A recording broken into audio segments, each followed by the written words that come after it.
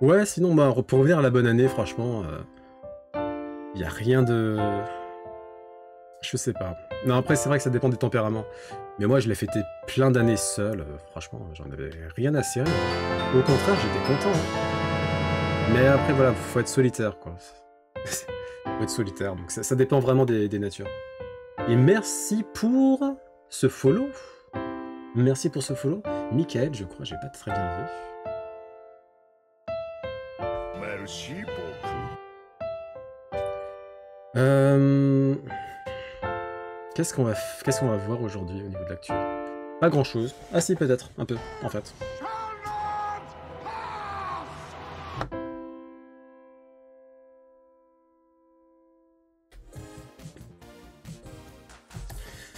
Alors, démographie. On commence bien l'année, voilà.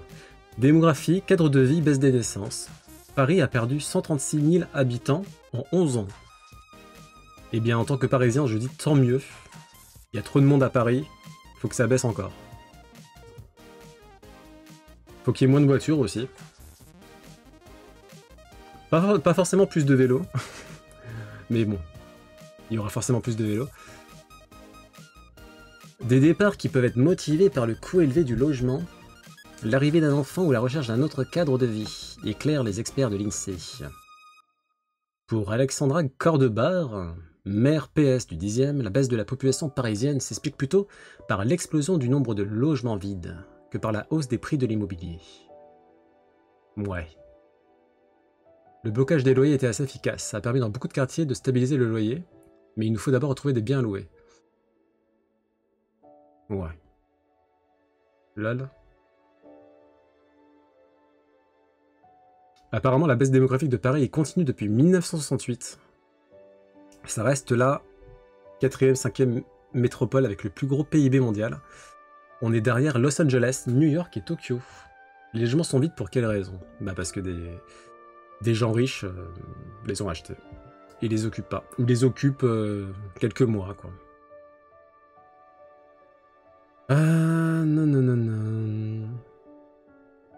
Mais oui, Paris reste quand même très peuplé, hein, dans tous les cas, hein. Mais tant mieux, parce qu'il y a trop de monde à Paris, dans tous les cas. C'est trop cher. Ah oui, c'est beaucoup trop cher, oui. Soit tu trouves un logement social, soit t'es vraiment très riche. Soit tu peux te contenter d'un logement qui est relativement petit, et tu peux t'en sortir. C'est possible, hein, ça c'est possible. Et le logement social, c'est une galère, c'est une galère, hein. Faut faire une demande au moins 5 ans avant, et ensuite liste d'attente, et ça prend des plombes, et t'es même pas sûr d'avoir... Et en plus, le logement social, le problème, les HLM, ben... Parfois, le cadre de vie, il peut être pas ouf. Donc, bon, c'est un bon plan, oui et non.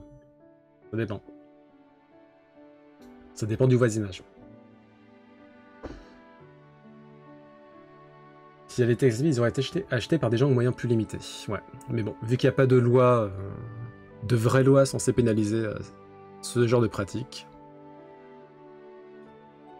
On va faire un petit tour au Japon. Au Japon, qui ont quelques décennies d'avance sur nous, manifestement.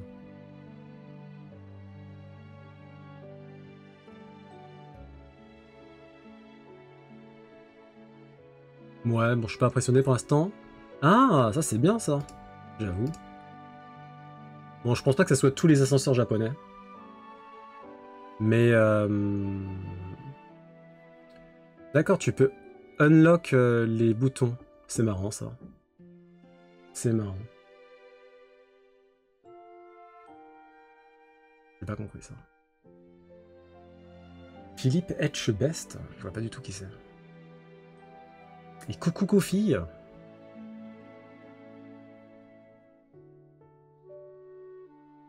Attends, recommence. Ah oui, d'accord, ok. Est-ce que vraiment ça sert à quelque chose?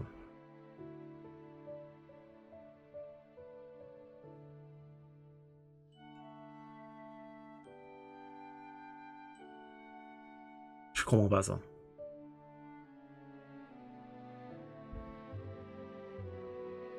Ah ok, bon, ouais, pour se couvrir la tête quand t'es dans une salle de... Ouais, bah, sinon un rideau, non? Pour l'instant, je suis pas impressionné, hein. Oui, ça en a aussi. J'ai l'impression qu'elle a pris les pires exemples, parce qu'au Japon, tu peux vraiment trouver des bons exemples, hein. Mais là, c'est pas impressionnant de fou, hein.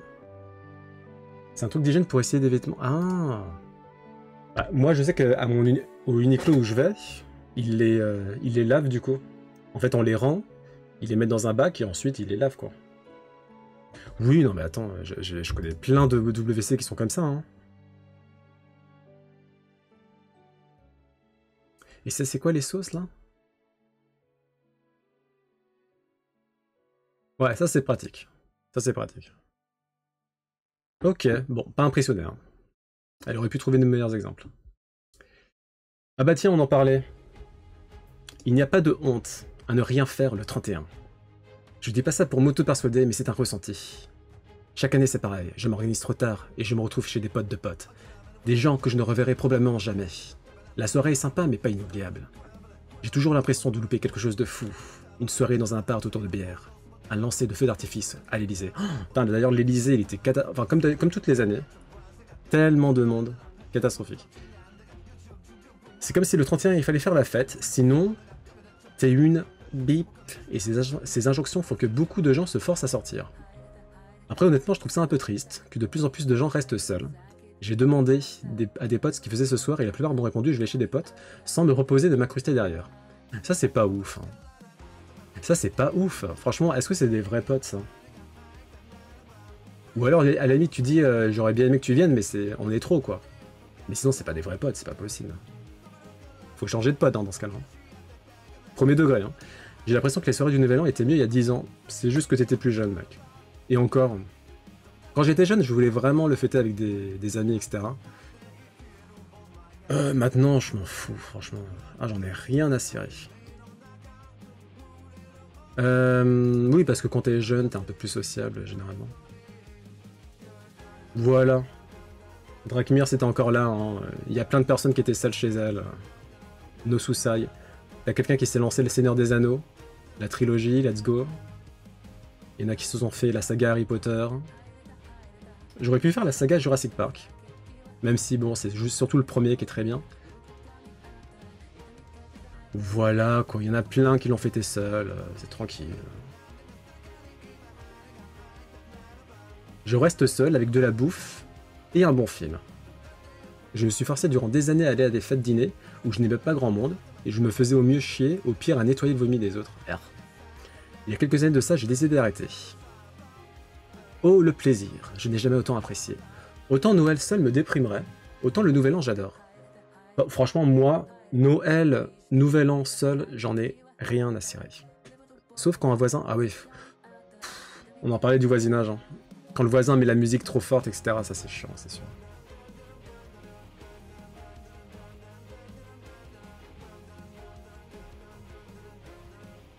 Donc voilà, Drakmir, c'est pas grave. C'est pas grave, il y en a plein qui le fêtent seul. J'ai plein de potes qui l'ont fêté seul aussi. Hein.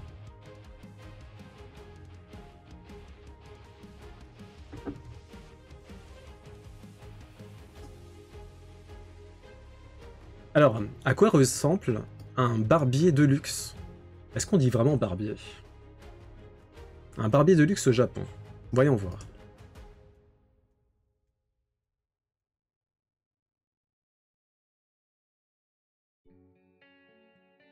Faudra voir combien ça coûte après.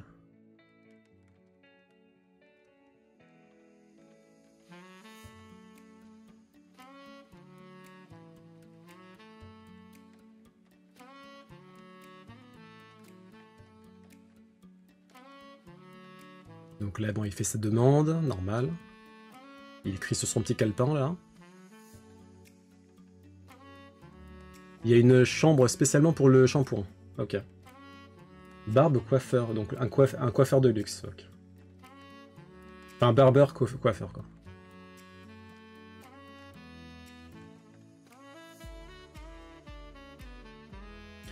Fut un temps où j'allais au coiffeur, un temps très lointain, où ce moment-là, pas celui-là, mais celui-là, oh là là, quel plaisir. L'eau chaude là derrière le crâne, aïe aïe aïe.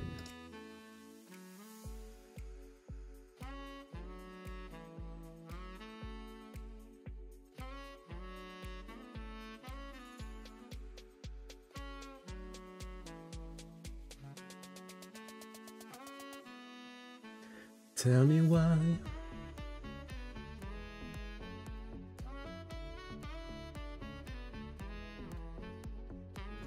Ils lui font un massage des pieds? Ah oui, ok. Bon, je comprends mieux le côté de luxe, là.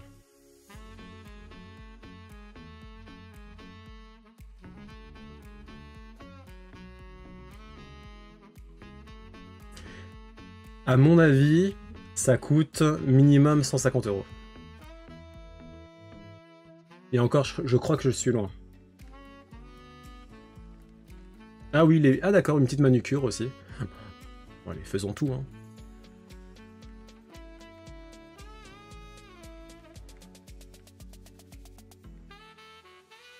Ça me fait trop flipper, ça. Je crois que j'ai vu trop de films où il se passe des trucs violents à chaque fois. Il y a un film excellent, comme ça, avec Viggo Mortensen. Il y a une scène où il est coiffeur, et spécialement avec le couteau, là, je sais pas comment on appelle ça.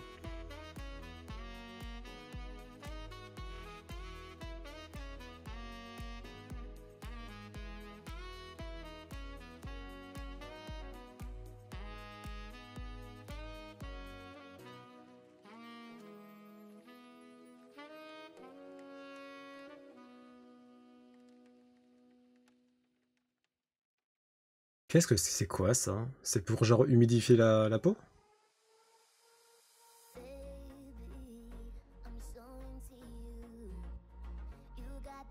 Oh, quel beau gosse. Quel beau gosse.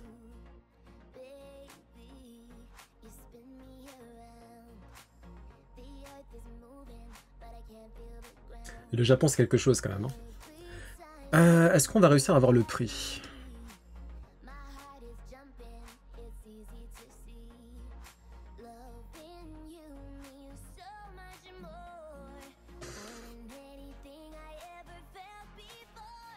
Ouais, c'est plus du full body que barbershop. Hein. Ouais, ça fait même spa. Ça fait plus spa que... Ah, alors, 16 500 yens. C'est du 100 €, hein. Bah attends, j'étais pas loin en fait. Ouais, voilà, c'est 100 €. Bah c'est pas cher du tout. Ça, en France, à Paris, beaucoup plus cher. Hein. Je pense que tu peux mettre 100 € en plus, facile. Facile.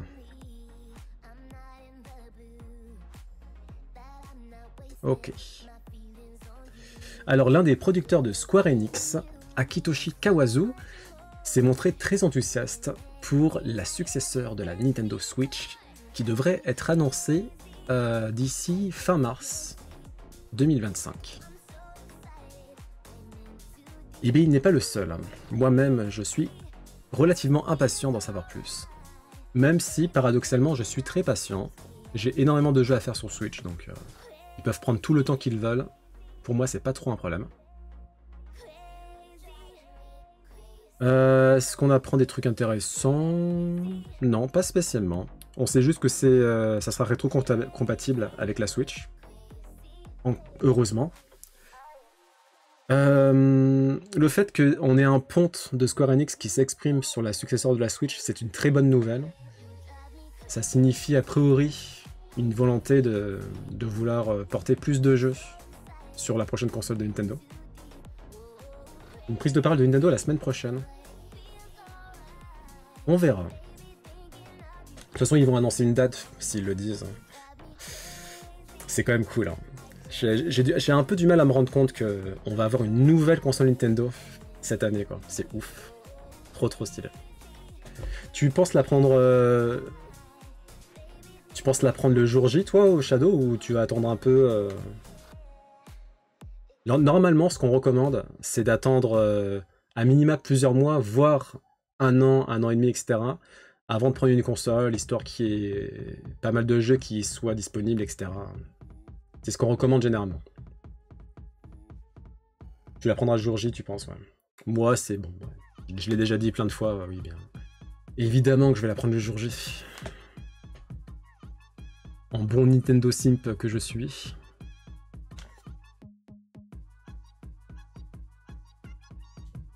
Bah c'est tout, hein, voilà. C'est tout. Ok. Rétro-compatible.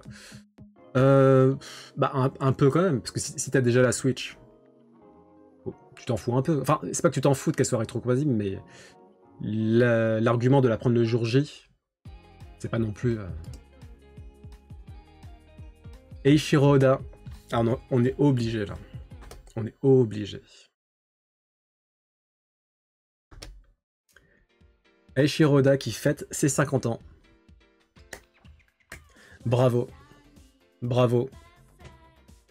Donc Eiichiro Oda, le mangaka à l'origine de One Piece. Un des meilleurs mangas de l'histoire. Je pense qu'on est tous d'accord là-dessus. L'un des meilleurs shonen également. Qui n'est pas encore terminé, qui est encore loin d'être terminé. Et que de belles aventures, que d'émotions. On a dépassé les 100 tomes. Et ouais, c'est que du bon. Alors bien sûr, il y a des arcs qui sont moins réussis, etc. Mais globalement, quand même, hein, quel écrivain, quel narrateur. Je suis pas d'accord, tu vas arrêter plein de jeux, et tu peux pas les faire avant, puisque tu vas avoir d'autres à faire. Tu veux dire si je la prends pas le jour J?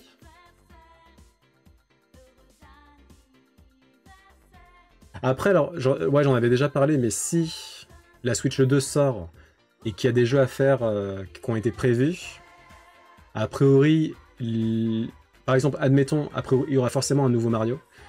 Le nouveau Mario prendra la priorité sur les jeux à faire. Hein. Donc, il se peut même qu'on mette un jeu en cours, en pause, pour faire le nouveau Mario, et ensuite on repart sur l'ancien jeu. Ça, c'est probablement ce qui se passera. Professeur Layton. Il serait peut-être temps que je m'y mette. Hein. D'ailleurs, Fire Emblem, c'est bon. Je l'admets, je ne suis pas encore un expert. Là, j'arrive à mes limites. En fait, là, je me rends compte que le mode expert de Fire Emblem, là, je suis à une map, en fait. C'est même pas une question de volonté et d'acharnement. C'est une question de... En fait, je me suis pas suffisamment préparé en amont pour cette map-là. Et du coup, en fait, il y a carrément des classes de persos que j'ai pas coché. Et du coup, je sens... Je vais encore réessayer un peu, hein, mais je sens que c'est littéralement impossible, en fait. Donc je vais rétrograder de mode de difficulté, je vais passer en difficile, je pense. Et pour la prochaine game, là, par contre, je vais vraiment tout optimiser. Parce que sinon, tu t'en sors pas en expert, en fait. Du coup, ouais, j'avoue, c'est chaud. Si dès les débuts, t'as pas fait la team parfaite, ben, au bout d'un moment, c'est fini pour toi, quoi. Une construction de Lego du château d'Hyrule. Très sympa. C'était le château d'Hyrule de A Link to the Past. Hein.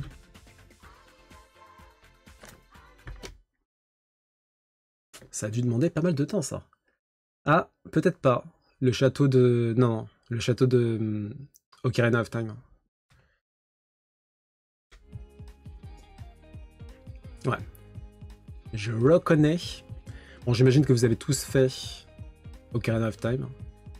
Là, c'est le moment où Link doit se dissimuler aux yeux des gardes pour rencontrer la princesse pour la première fois. Oh putain, ça a dû demander tellement de temps. La fameuse rencontre.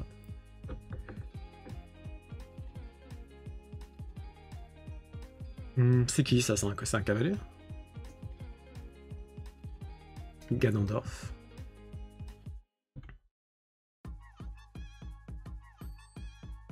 Oh, putain, ça a dû demander tellement de temps. Ocarina of Time. T'as fait tous les Zelda, Drakmir, ou pas? Enfin, tous les Zelda, on va dire, à partir de Ocarina of Time. Tous les Zelda tous les Zelda 3D, voilà. Bah GG, hein, c'est... Faut avoir de la patience, hein.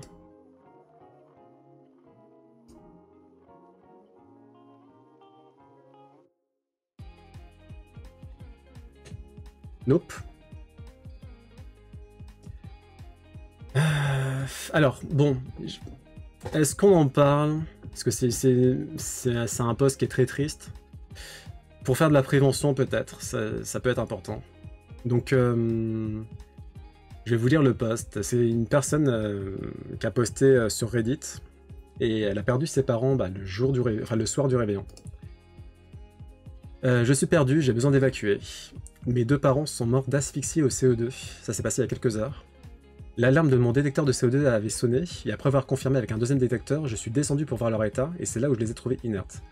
Ouverture de la fenêtre immédiate, appel du SAMU, près de 10 minutes après ils sont arrivés, ils ont commencé la réanimation et ont déclaré les décès. Passage aux urgences de mon côté, car il y avait des traces de CO2 dans mon sang, il fallait l'évacuer. Maintenant j'ai de la famille qui était avec mon frère au moment des faits. Dites à vos proches que vous les aimez et prévenez ce genre d'accident avec des détecteurs. Donc, j'imagine que c'est les logements privés. Quand tu es en résidence collective, il n'y a pas ce... Tu peux pas avoir ce genre d'incident, je crois. Je suis pas sûr pour le coup. Mais oui, des détecteurs de CO2. Là, ce qui est dramatique, c'est qu'ils en avaient, hein, mais il n'y en avait peut-être pas dans toutes les pièces ou à tous les endroits. Et en fait, l'asphyxie au CO2 est inodore. Donc en fait, on se rend même pas compte qu'on s'intoxique. Très très dangereux. Très très dangereux. Donc ouais. Si vous êtes concerné par ce genre de risque, vraiment, multipliez les détecteurs, faites-les vérifier régulièrement, etc., etc. Flemme de faire Breath of the Wild et Tears of the Kingdom. Ce sont des très gros jeux, donc si t'as la flemme, effectivement, faut peut-être pas s'y mettre, parce que ça va te prendre à minima 100 heures. 100 heures par jeu. Si ça sonne, tu perds pas de temps à vérifier, c'est une vraie alerte, tu réagis directement. Je sais pas comment ça s'est passé exactement, ouais.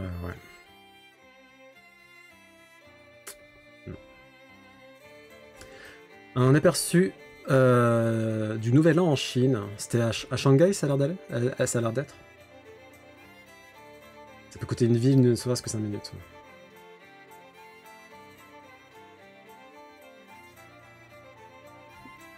Donc là, c'est un mix de drones et de feux d'artifice, du coup. De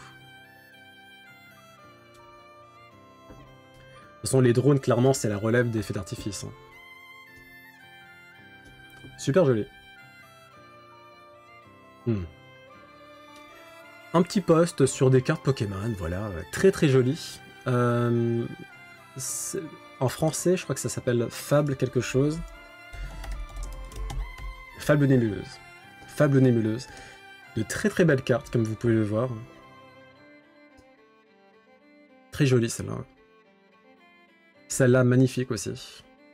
C'est de la peinture comment ça? C'est de la peinture à l'huile? Ou je dis n'importe quoi?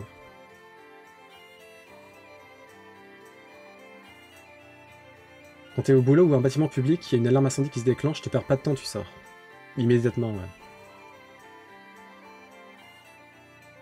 Et c'est pas ouf. C'est pas ouf quoi, Drakmir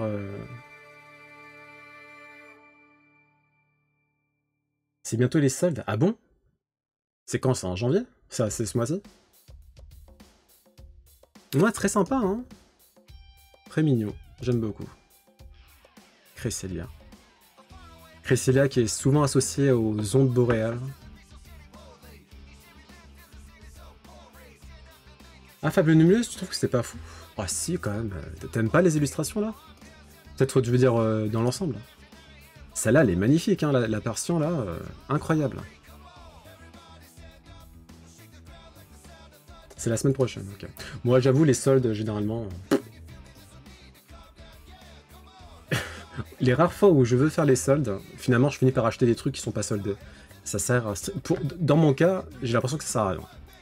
Les trucs soldés, en fait, ça m'intéresse pas. Quand je vois les trucs, je suis off. Je comprends pourquoi c'est soldé. Hein. Je suis terrible. Les sorties cinéma de la semaine, qu'est-ce qu'on a? Un ours dans le Jura avec Franck Dubox. Ok, ciao. L'amour au présent. Si j'étais motivé, je pense que je serais allé voir celui-là. Avec Andrew Garfield et Florence Pugh. Donc une comédie romantique. Comédie dramatique. Romantique et dramatique. 6 jours. Un film français, ok. To-chan, la petite fille à la fenêtre. Un film japonais. Un film d'animation japonaise. Film d'animation japonais. Ça a l'air sympa. Tokyo, début des années 40. Tetsuko, que tout le monde appelle Toto-chan, est une petite fille pleine de vie qui mène la vie dure à son institutrice qui finit par la renvoyer. Ses parents décident de l'inscrire à Tomoe, une école pas comme les autres, où de vieux wagons font office de salle de classe. Si je suis motivé, j'essaierai d'aller le voir. Le synopsis m'intéresse.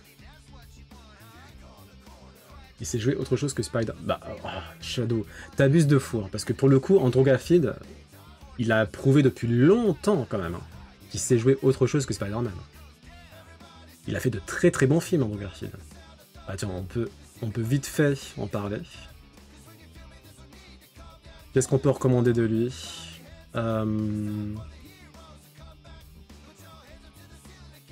Tu ne tueras point.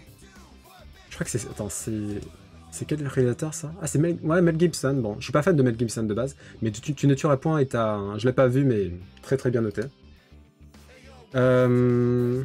Tic Tic Boom, c'est sur Netflix. A priori, très bon film aussi. Qu'est-ce qu'il a fait d'autre qui est très sympa? Bridge Machin, je crois.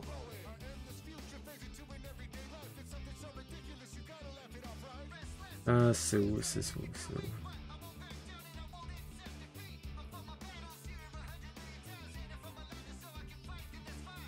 Ah, j'arrive pas à le trouver. Il a frôlé l'Oscar, hein. Il a eu des nominations aux Oscars pour la meilleure interprétation. Il n'a pas encore eu l'Oscar. Mais il le mérite, hein. C'est un bon acteur, quand même. Bird. Potentiellement, j'irai le voir, je sais pas encore. À 12 ans, Bailey vit avec son frère Hunter et son père Bug, qui les élève seuls dans un squat au nord du Kent. Bug n'a pas beaucoup de temps à leur consacrer et Bailey, qui approche de la puberté, cherche de l'attention et de l'aventure ailleurs. La filmographie me plaît bien. Donc voilà. Après là, je suis pas dans un mood ciné, donc je sens que je vais rien voir du tout. Mais il y a pas mal de bons films qui me tentent là. Toto-chan, Bird, L'amour au présent. Tout ira bien. Angie et Pat vivent le parfait amour à Hong Kong depuis plus de 30 ans. Jamais l'une sans l'autre. Leur duo est un pilier pour leurs parents et leurs amis. Ah ben vous spoilez là. Au brusque décès de Pat, la place de Angie dans la famille se retrouve fortement remise en question. Bah vous m'avez spoilé, j'irai pas le voir pour la thème. Ok, le reste on s'en fout un peu. C'est fou, il y a énormément de films indiens qui sortent toutes les semaines. Ok, bah pas mal de sorties hein, cette semaine. Pas mal de sorties.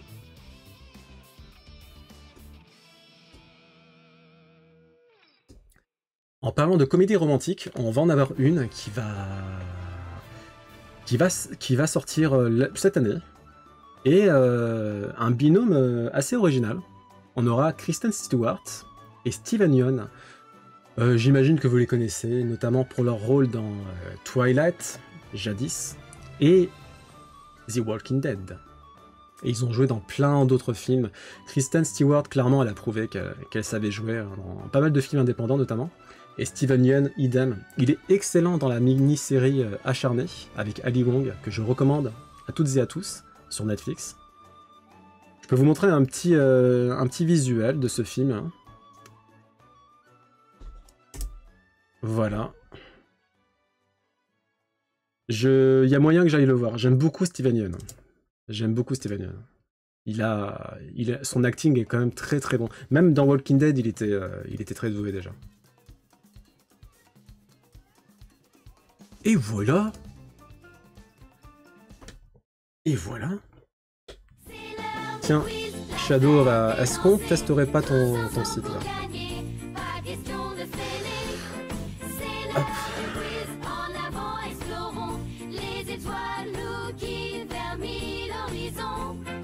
50 questions de culture générale. Pourquoi pas?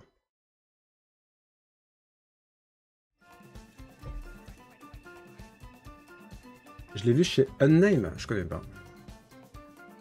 Niveau moyen, let's go. Bon, ça a l'air facile, hein. Pour l'instant, en tout cas. Sous quel nom Mozart est-il aussi connu?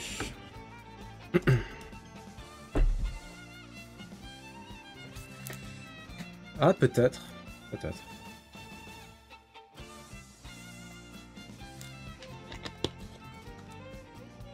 On l'a vu que c'est QCM, c'est déjà plus simple. Est-ce que je peux zoomer un peu? Voilà.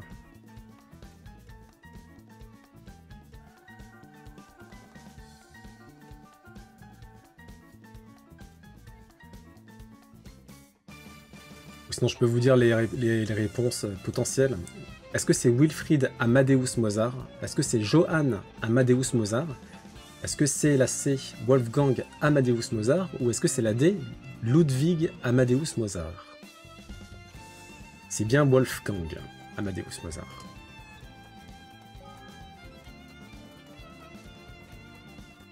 A noter que Mozart s'appelle en réalité Johannes Chrysostomus Wolfgangus Theophilus Mozart.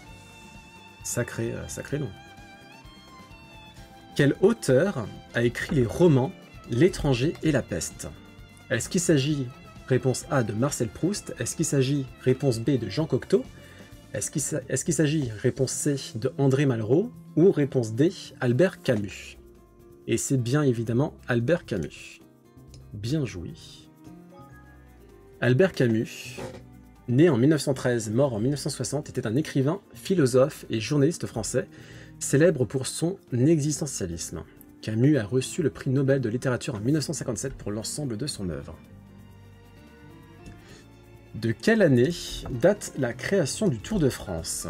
Réponse A, 1903, réponse B, 1913, réponse C, 1923, réponse D, 1933. Alors là, j'avoue, je ne sais pas du tout.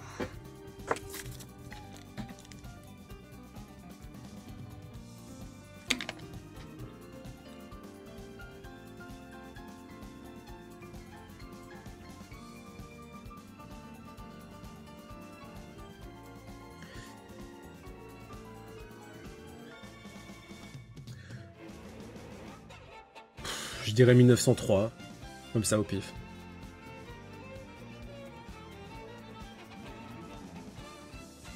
« 1903. Si Shadow dit 1903, c'est que c'est 1903. 59 coureurs se sont lancés dans leur premier Tour de France qui comptait 6 étapes.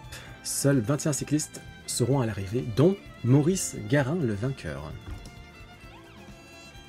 Comment nomme-t-on le cœur de la pomme?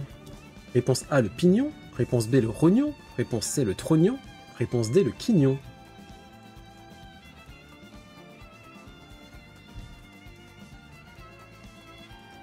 C'est bien le trognon. Ah merde, y a pas d'explication là? Ah bon, ok. Quelle est la race du chien sur la photo?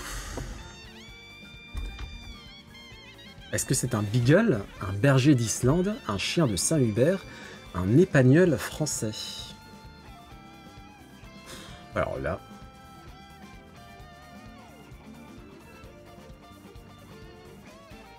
Berger d'Islande, j'ai envie de dire non.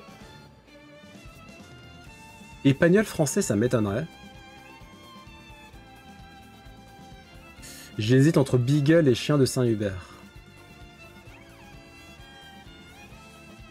Est-ce qu'il y en a dans le chat qui ont envie de proposer une réponse? Ou qui savent, hein, peut-être. Moi, j'ai envie de me lancer sur Beagle.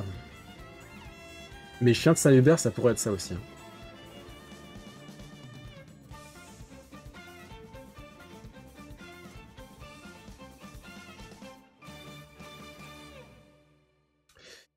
Allez, je vais faire confiance à mon instinct reptilien.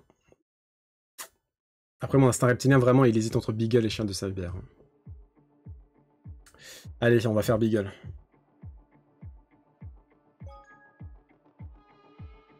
Drakmir, GG aussi. C'était bien Beagle. Quels éléments sont présents à cette reprise sur le drapeau du Portugal? Réponse A, des épées. Réponse B, des châteaux. Réponse C, des pièces de monnaie. Réponse D, des étoiles.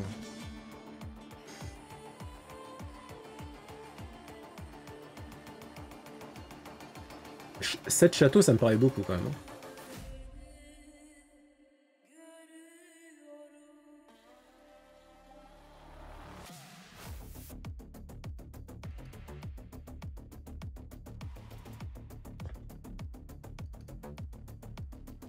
Sérieux, t'as 7 châteaux? Mais what the fuck? Coucou Mixigwen! Et bonne année! Bon, apparemment, il y a 7 châteaux sur le drapeau portugais. J'aurais tellement pas dit ça. 7 châteaux, c'est... Putain, mais wesh. Ah oui, bien joué. Le drapeau du Portugal est composé d'un blason portugais qui contient 5 écussons d'azur et 7 châteaux d'or. On considère généralement que les 7 châteaux représentent les victoires des Portugais sur leurs ennemis et le royaume de l'Algarve. Oui, effectivement, c'est des petits châteaux, quoi. Des mini-châteaux. Donc t'as 5 écussons d'azur et 7 châteaux d'or. Merci! Quel est le nom de la monnaie utilisée en Chine? Est-ce que c'est le dong? Est-ce que c'est le yen? Est-ce que c'est le yuan? Est-ce que c'est le won?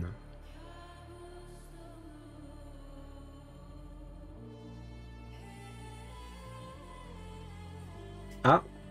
Je pense que le yen, c'est Japon. Bah, je dirais le yuan. Le won. Ah, le won! Moi, j'aurais dit yuan.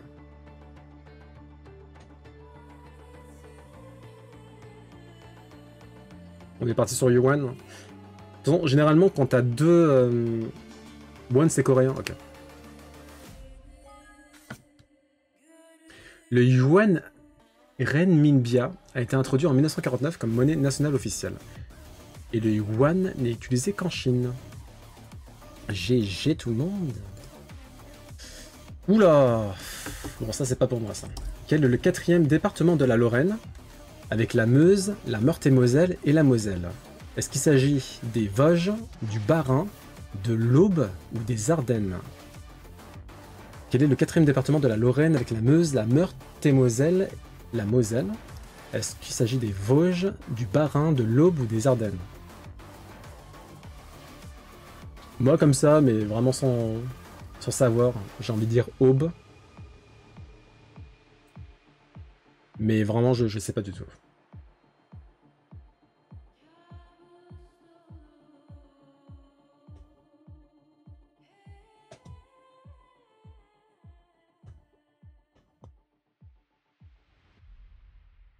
Est-ce qu'on part sur Aube?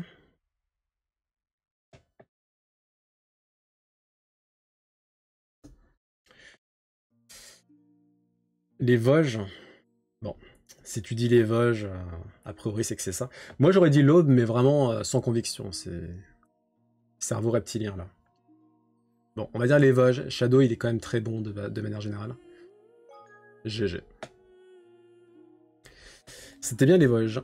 Quelles sont les vertèbres? C'est Scolerpus vu la situation géographique. Quelles sont les vertèbres qui se trouvent tout en haut de la colonne vertébrale? Est-ce qu'il s'agit des lombaires, des pelviennes, des thoraciques ou des cervicales? Quelles sont les vertèbres qui se trouvent tout en haut de la colonne vertébrale? Est-ce qu'il s'agit des lombaires, des pelviennes, des thoraciques ou des cervicales? Alors tout en haut, ici là. Les lombaires, je crois que c'est en bas. Thoracique, bah, ça doit être au niveau du milieu. Les pelviennes, je crois que c'est en bas aussi, donc ça doit être cervical. Hein. Ouais, cervical, c'est ici les cervicales.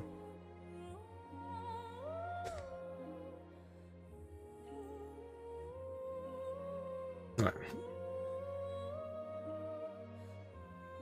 GG. Quelle est la pollution? Quelle est la population de l'Allemagne en millions d'habitants? Oula. Est-ce qu'on est sur du 64 millions, du 70 millions, du 78 millions ou du 84 millions? En France, on est 60 millions et quelques, hein, je crois.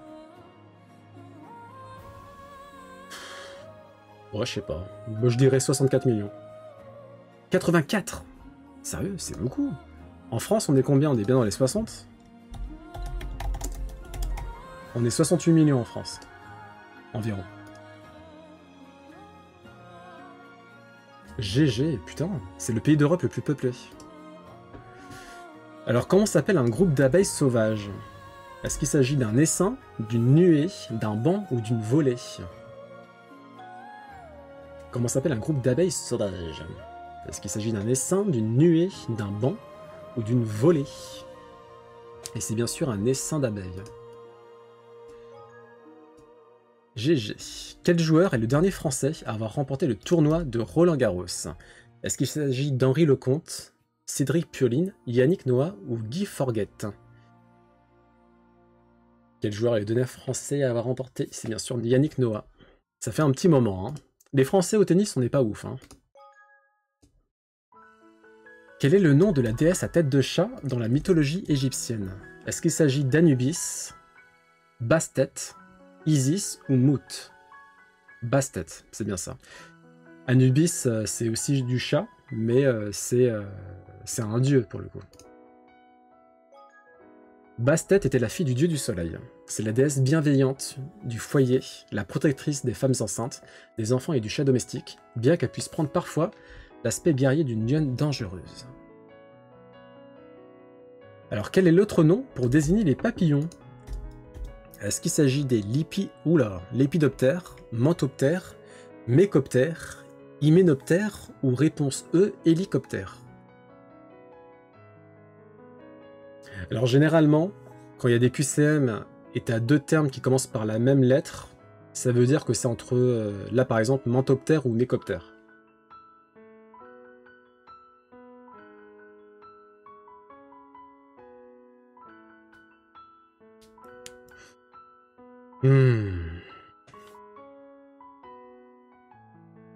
Moi j'aurais dit mécoptère. Lépidoptère? C'est la A, ouais. Lépidoptère, c'est la A. Ah, c'est lépidoptère du coup? Ok.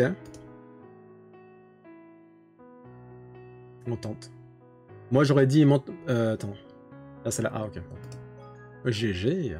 Les lépidoptères sont un ordre d'insectes holométaboles dont la forme adulte est communément appelée papillon, dont la larve est appelée chenille et la nymphe chrysalide. Lépidoptère. GG. Dans cette fraction, quelle proposition est le dénominateur? Ah, je m'en souviens plus de ça. 12... Alors, je sais pas si vous voyez bien, 12 sur 3 est égal 4. Alors, est-ce que c'est 12, est-ce que c'est 3, est-ce que c'est 4 ou est-ce que c'est la barre? C'est 3? C'est le dénominateur commun, c'est ça?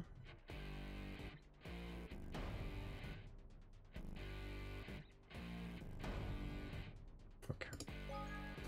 12 est le numérateur, 4 est le résultat, et du coup 3 c'est le dénominateur. GG. Quel est le mot anglais, faux ami de la langue française, qui désigne une tarte? Ça veut dire quoi, faux ami, déjà? Est-ce que c'est réponse A, paille ou pie? Réponse B, faucon. Réponse C, kiwi. Réponse D, buse. Bonsoir, c'est Nelcar. Et bonne année.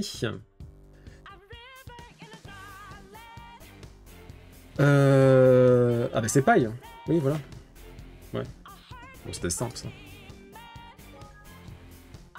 Faux ami, c'est le même mot qui existe en anglais, mais pas le même sens. Ok.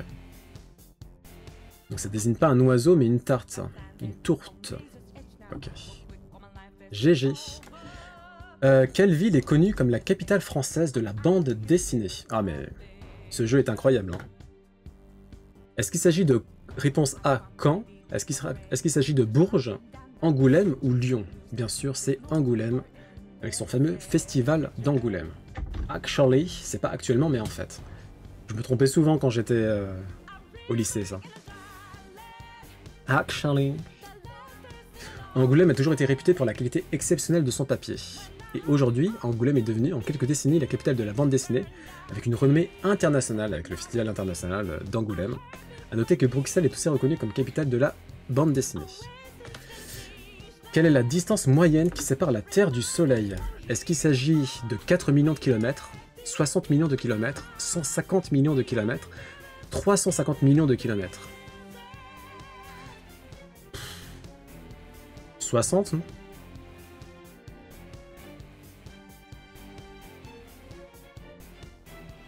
Je sais pas. 350?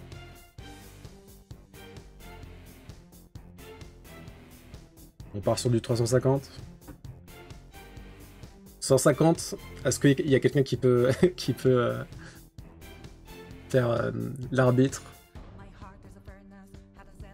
Je dis ça au pif. Drakmir, tu penses que t'es sûr de toi ou t'as un peu répondu au pif aussi? 150? Ah, on est à 2 fois sur 150. Bon, on tente le 150. Et coucou Pilot, et bonne année! C'est bien ça. Le soleil est l'étoile la plus proche de la Terre. Sûr, nice. Quelle est la symphonie de Beethoven qui commence par un célèbre ta-ta-ta-ta, ta-ta-ta-ta, ta-ta-ta-ta, ta-ta-ta-ta. Est-ce que c'est la 2e symphonie, la 3e symphonie, la 5e symphonie ou la 8e symphonie? C'est quoi l'air? Ta-ta-ta-ta, ta-ta-ta-ta, ta-ta-ta-ta, ta-ta-ta-ta. J'aurais dit la 5e symphonie. C'est ça? Pilot qui est très très bon aussi en culture générale, donc a priori, let's go! 5e symphonie, souvent considérée comme ça plus célèbre. L'OST de GG Shadow, 7 sur 10. Quel est le film français associé à cette affiche? Est-ce qu'il s'agit de Belle de jour, La nuit américaine, La traversée de Paris ou Le dernier métro? Quel est le film français associé à cette affiche? Est-ce qu'il s'agit de Belle de jour, La nuit américaine, La traversée de Paris ou Le dernier métro? Belle de jour, ça me paraît bizarre.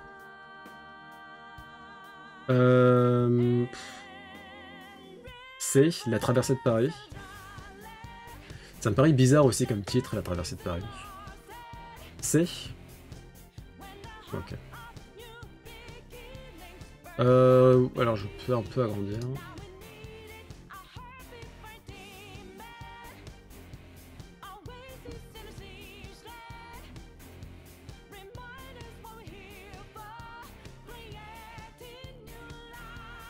Bon, a priori, ça doit être La traversée de Paris.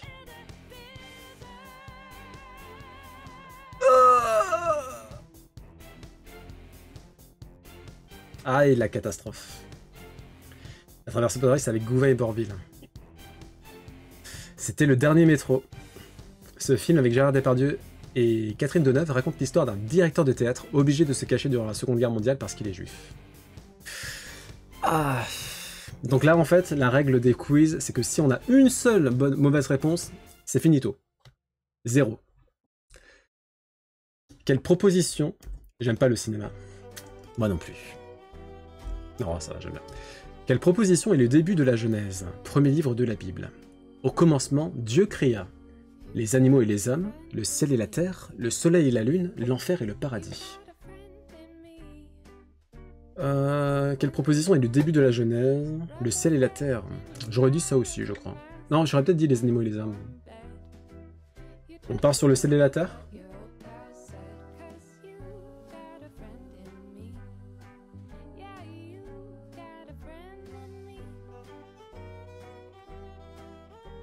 Three, 2, 1... Ok. Allez. Let's go. GG Shadow. Le livre de la Genèse commence ainsi. Au commencement, Dieu créa le ciel et la terre. La terre était informe et vide. Les ténèbres étaient au-dessus de l'abîme et le souffle de Dieu planait au-dessus des eaux. Le livre raconte la création du monde, œuvre de Dieu, suivi d'une narration relatant la création du premier couple humain. Adam et Ève, du coup, j'imagine. Au commencement, Dieu créa l'alcool car il était déjà crevé de sa journée de boulot. C'est compréhensible. Quel scientifique est l'inventeur de la première pile électrique? Est-ce qu'il s'agit de Thomas Edison, Charles de Coulomb, Alessandro Volta ou Benjamin Franklin, qui est l'ancêtre de la tortue Franklin connue de tous? Volta. Bah purée, heureusement que vous êtes là. Hein. Moi j'aurais dit du Thomas Edison.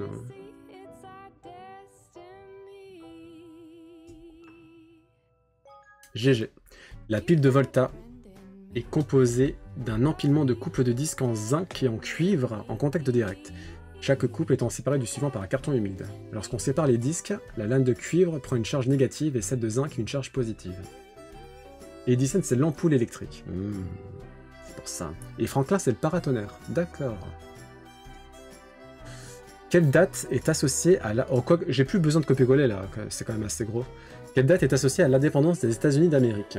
Est-ce qu'il s'agit du 4 juillet 1730, du 4 juillet 1746, du 4 juillet 1760, du 4 juillet 1776? C'est bien sûr la D.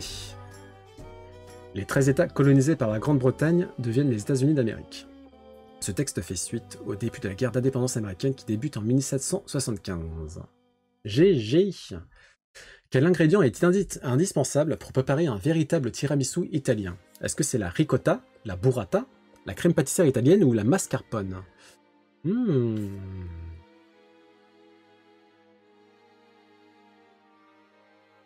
Mascarpone, c'est ça. Je sais pas ce que c'est exactement, mais enfin je savais que c'était mascarpone, mais c'est quoi déjà mascarpone?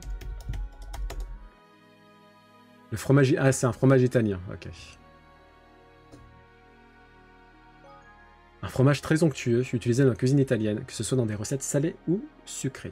C'est ça, c'est un fromage. On est à mi-chemin là, du quiz. Un gros quiz. Hein. Quelle marque ou organisation possède un logo créé par Salvador Dali? Est-ce qu'il s'agit de la WWF, la Kodak, qui fait des photos, Chupa Chups ou Lacoste?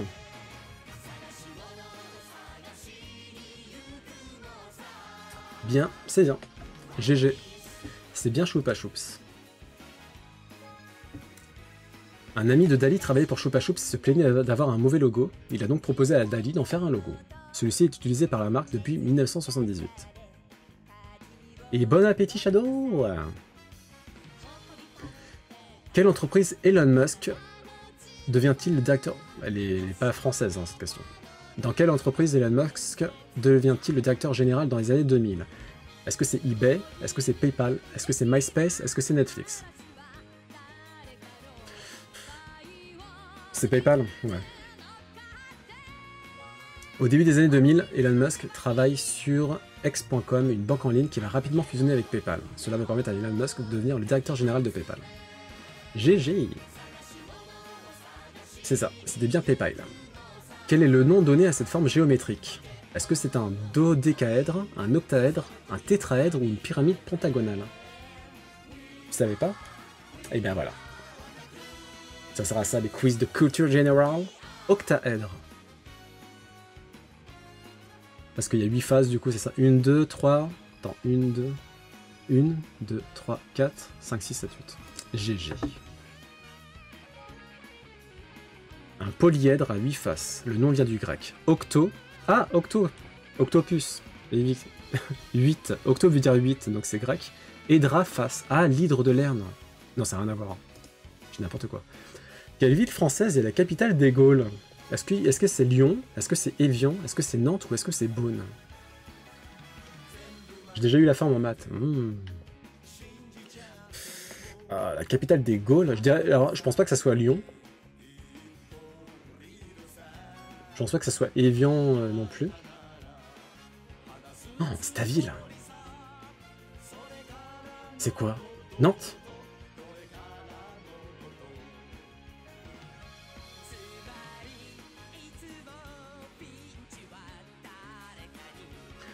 Moi, je pense que ça se joue entre Nantes et Beaune.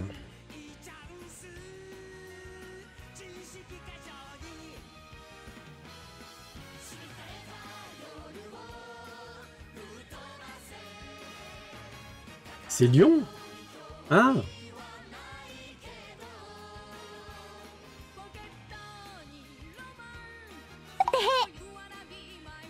Pilot m'a sauvé d'un unfollow.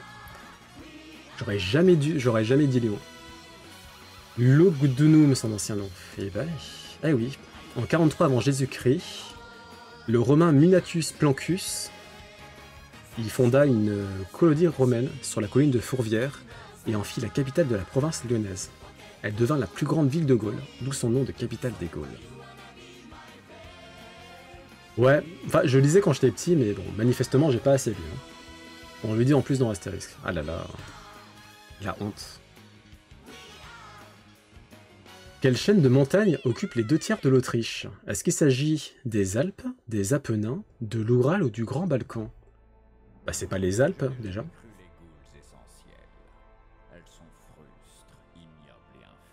Je pense pas que ça soit le Grand Balkan. Je pense pas que ça soit l'Oural non plus. C'est les Alpes?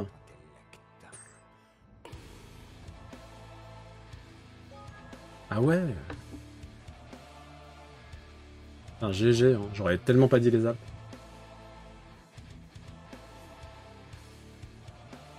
Les Alpes autrichiennes, ok. Comment s'intitule ce tableau de Pablo Picasso peint en 1907 pardon.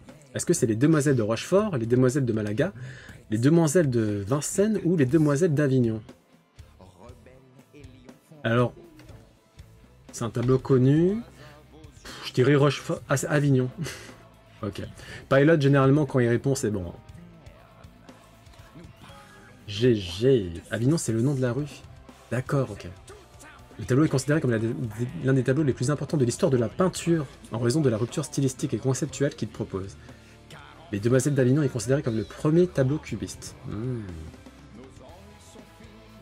Laquelle de ces îles est située dans l'océan Atlantique? La Guadeloupe, la Nouvelle-Calédonie, l'île Maurice ou la Réunion? Putain, je suis tellement nul en géographie que même ça je sais pas.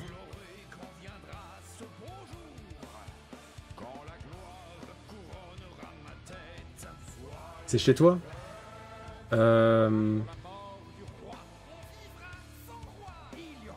Tu viens... C'est quoi, attends? Réunionnais?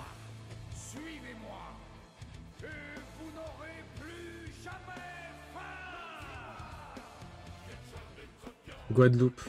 Oh là là. GG. Pour information, la Nouvelle-Calédonie est dans le Pacifique Sud. L'île Maurice... Ah oui, c'est vrai, l'île Maurice et la Réunion, c'est l'océan Indien.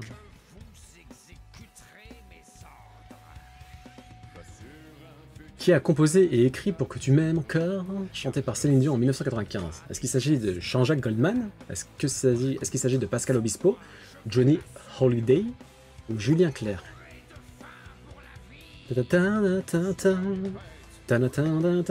Jean-Jacques Goldman. Bien joué.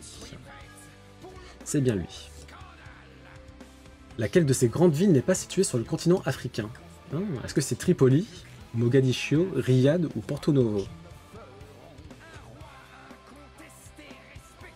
Je dirais la C, hein. Ouais, Riyad.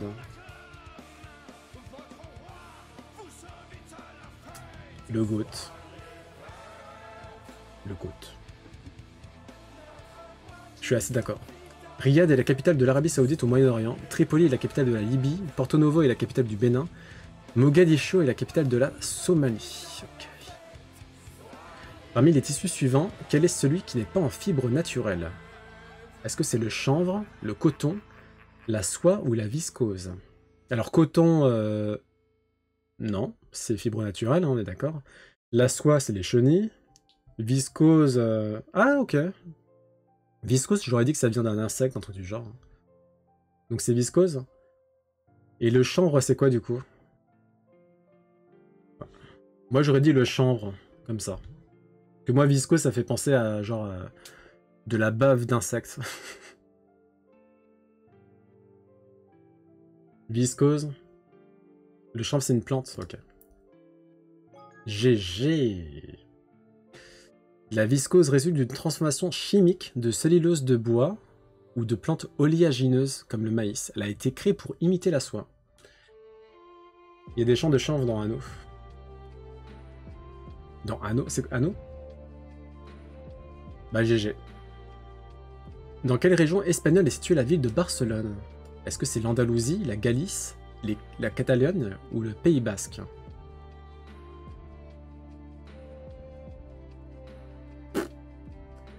Ah, j'ai jamais joué à Anneau.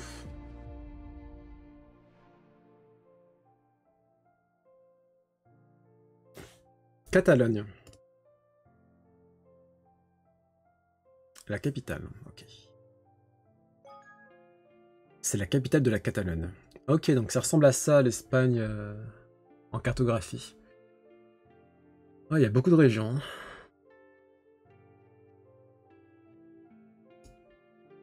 Quel est le plus long fleuve d'Europe qui traverse plusieurs pays? Est-ce que c'est la Volga, la Loire, le Danube ou l'Oural? Le Danube. Oh, ah oui, oui. Moi j'aurais dit la Loire, mais effectivement, Danube.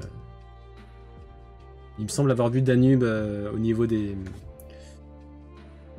tout ce qui est Russie, etc. là. GG.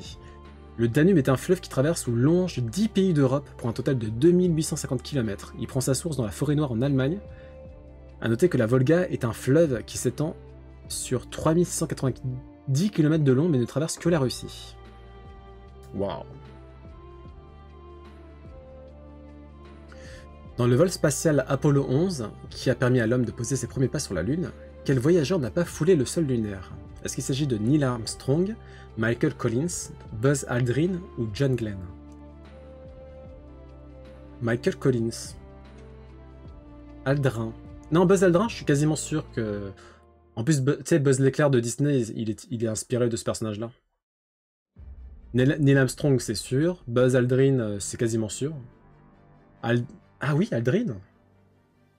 Ah non, j'ai cru voir 2 fois Aldrin, autant pour moi. John Glenn, alors lui, je remets pas. Pour moi, ça se jouait entre Michael Collins et John Glenn. Et si Pilot part sur Collins, a priori, avec 3 points d'exclamation qu'il puisait, c'est que c'est Michael Collins. Michael Collins faisait partie du voyage, mais ce dernier a dû rester dans le vaisseau mère. Dans le même temps, Buzz Aldrin et Neil Armstrong se sont dirigés vers la Lune à l'aide du module Eagle. A noter également que John Glenn est le premier américain à effectuer un vol orbital en 1962. GG. En l'honneur de quel roi français l'explorateur René Robert Cavelier de La Salle nomme-t-il la Louisiane en 1682? Est-ce que c'est en l'honneur de Louis IX, Louis XII, Louis XIV ou Louis XVI? Alors là... Louis XIV, c'est un peu le roi, ouais, c'est un peu le roi... c'est le roi... Comment le surnommer, lui? Le roi... Non, pas le roi lumière. C'est un peu le roi qui a voulu être présent partout. Le roi soleil, ouais. Bon, allez, on part sur du Louis XIV. Let's go! La Louisiane sera ensuite vendue aux États-Unis par Napoléon en 1803. Durant combien d'années Bernadette Chirac a-t-elle été la première dame de France? Est-ce que elle a été la dame de France pendant 8 ans, 10 ans, 12 ans ou 14 ans? Sachant que avant, lui croit... Ah oui. 12 ans, ok. Ouais, c'était avant que ça passe à 5 ans. GG. Pour être tout à fait précis, l'épouse de Jacques Chirac est restée 11 ans, 11 mois et 29 jours en qualité de première dame du 17 mai 1995 au 16 mai 2007. Il s'agit de la somme d'un septennat et d'un quinquennat. Ok, ils sont passés au quinquennat. Okay. Comment s'appelle le squelette d'Australopithèque découvert en 1974 en Éthiopie et considéré comme la première femme de l'humanité? Est-ce qu'il s'agit d'Eva, Betty, Martha ou Lucie? Vous pouvez être que 12 ou 14, ouais. C'est bien Lucie, GG. C'est ça. Lucie est considérée comme la première femme de l'humanité car l'âge de ses os fossilisés est estimé à 3,2 millions d'années. À l'époque de sa découverte, c'est l'un des plus anciens squelettes jamais trouvés. La musique de Pascal Obispo. C'est vrai? Ah oui, Lucie. Lucie. Complétez cette phrase. Elle ne mange plus après qu'on lui ait demandé de maigrir. Mais c'est facile, ça.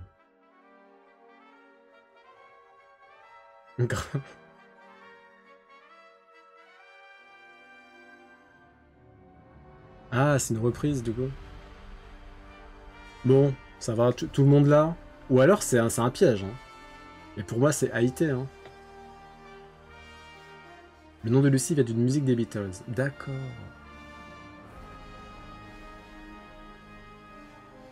La C, elle ne mange plus après qu'on lui a... Ah oui? Putain, moi j'aurais dit « et ». Elle ne mange plus après qu'on lui ait demandé de maigrir. Elle ne mange plus après qu'on lui a demandé de maigrir? B, moi je dirais B, hein. Ou alors c'est une question piège, quoi. Les archéologues écoutaient la musique des Beatles le soir avant de découvrir Lucie. Oh. Sympathique anecdote. Moi je pense que c'est B. Ouais. Comme Drakmir. Après qu'on lui ait demandé de maigrir. Ça me paraît logique. Sauf si c'est un piège. C. Ah purée. Et coucou faucheur et bonne année. Bon du coup on est sur du 50-50 là. Est-ce que quelqu'un peut départager? J'aurais dit B aussi. Bon, on va partir sur B. Et si on a tort, ben... ça sera de notre faute.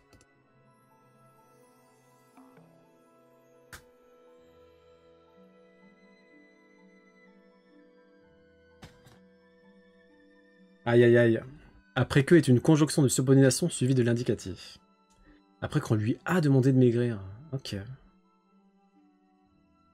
Bon. De quel pays est originaire le rooibos, qu'on a nommé à tort le thé rouge? Est-ce que c'est la Russie, l'Argentine, l'Arabie Saoudite ou l'Afrique du Sud? Russie, ça m'étonnerait. Arabie Saoudite, ça m'étonnerait aussi. Je pense que ça se joue entre Argentine et Afrique du Sud. Moi, je dirais Argentine, moi. Afrique du Sud? Très belle musique, effectivement.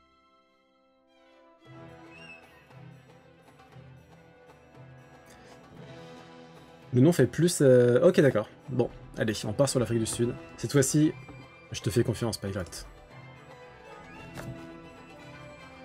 Le rooibos, c'est la boisson nationale de l'Afrique du Sud. Ah, c'est carrément la boisson nationale. Malgré son surnom, il ne s'agit pas de thé, c'est une infusion originaire d'un buisson. Le rooibos est riche en antioxydants et ne contient pas de théine. Comment s'appelle la robe traditionnelle portée principalement en Inde? Ah, il carré de fou. Le biskri, le kaftan, le sari ou la kessoie? Plein de streams, plein de méthodes Fafa, plein de boosters Pokémon. Coup des pieds sur... Non, ça c'était 2024. Ouais, OnlyFans c'était 2024. Le sari, c'est bien ça. GG. Pourquoi on fait pas des lives de réaction anime ou série film? Bah j'ai pas spécialement envie déjà. Et puis je pourrais pas rediffuser du coup, parce que ça sera forcément mute. Et il me semble que tu risques quand même quelque chose. Tu risques pas... En fait, si on te reporte, ça peut être compliqué pour la chaîne. Mais bon, de base, ça m'intéresse pas de ouf, en tous les cas. Combien de cornes les rhinocéros d'Afrique possèdent-ils? Aucune. Une corne, deux cornes, trois cornes. Aucune, bah ça m'étonnerait. Il y a des rhinocéros qui n'ont pas de cornes. Hein.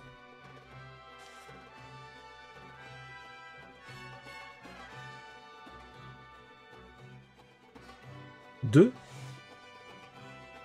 Les rhinocéros à une corne, c'est quoi? C'est Asie du coup? A noter que d'autres espèces comme le rhinocéros de Java n'ont qu'une seule corne. Pour lutter contre le braconnage, il est courant aujourd'hui de couper les cornes des rhinocéros par prévention, effectivement. Ok. Donc le rhinocéros de Java n'a qu'une seule corne. GG. En Asie, oui. Sous quel pont célèbre de Paris, Lady Diana et Dodi Al-Fayed ont-ils eu un accident terrible de voiture en 1997 qui leur a coûté à tous les deux la vie? Est-ce que c'était sous le pont de l'Alma, le pont Mirabeau, le pont des Invalides ou le pont de Iéna? Le pont d'Alma, c'est ça. Causé par une poursuite avec des paparazzis à moto. La princesse très blessée est emmenée à l'hôpital où elle y décède rapidement. La statue de Zouave en dessous du pont. Ah oui, une statue de Zouave. Oh, je m'en souviens plus. Quel est le dernier roman écrit par Maupassant, publié en 1980? Notre cœur, notre tête, nos mains, nos poumons. Le pont Mirabeau n'existe plus, c'est le nom d'un poème d'Apollinaire. D'accord. Sympa. Notre cœur. GG. Ce livre raconte l'histoire de Michel de Burne, en proie aux tourments amoureux, où elle représente la modernité, à l'opposé de la rusticité archaïque de l'homme. À quel pays est associé ce drapeau? Est-ce que c'est la Guinée-Bissau, la Mauritanie, le Mali ou le Sénégal? Moi, comme ça, j'ai envie de dire Sénégal. Ouais. Sénégal. Yes, let's go. Quel acteur incarne le lieutenant John G. Dunbar dans le film Danse avec les loups? Est-ce que c'est Mel Gibson, Kevin Costner, Russell Crowe ou Bruce Willis? Et non, c'était pas le Mali. Vive les drapeaux. Kevin Costner? Ok. J'ai pas vu le film. GG. Ce film de 1990 raconte l'histoire d'un officier nordiste décoré de la guerre de sécession qui rejoint un fort éloigné de toute civilisation et le rapprochement avec les Sioux. Combien de membres composaient le groupe de musique The Beatles? The Beatles à leur apogée. 3, 4, 5 ou 6? C'est également le réalisateur. Ah ok, je savais pas qu'il avait réalisé Kevin Costner. 4. On est parti sur 4. Et oui. Le groupe est composé de John Lennon, Paul McCartney, George Harrison et Ringo Starr. GG. Et heureux. Enfin, d'après une ancienne expression, quel animal peigne-t-on quand on ne fait rien d'intéressant? Un lion, une girafe, un mouton ou un chat? Alors là, je vois pas du tout de quelle expression il s'agit.